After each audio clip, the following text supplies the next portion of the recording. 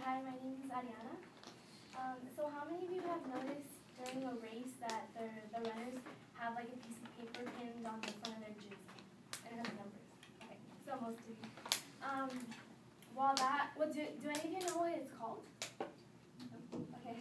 Well, that's called a bib, and today I brought some of the bibs that I've worn during my high school cross-country races.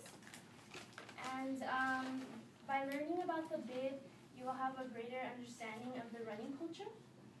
So first I'll discuss how the bib represents the running culture, and then I'll tell you how I identify with that culture.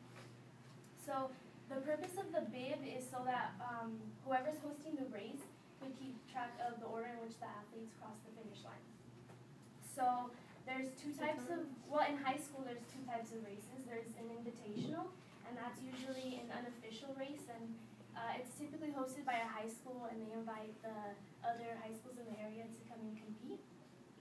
And then there's an official race, and that's hosted by the CIF.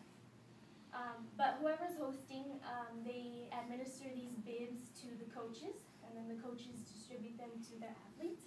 And then everybody has to pin one right here where it's visible.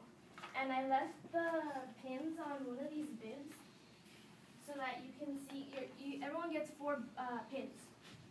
And every corner has to be pinned down so that it's not flapping around and bothering you when you're running. So what happens is when an athlete crosses the finish line, there's somebody in charge who asks them to, oh, I'm sorry, I forgot to mention, there's a bottom portion to these bibs that you tear off. And that bottom portion contains the athlete's information, like their name and the school that they attend, and like sometimes their grade. And what happens is when they cross the finish line, there's somebody in charge who asks them to tear off that bottom portion and hand it to them. And then that person keeps those bottom portions in order.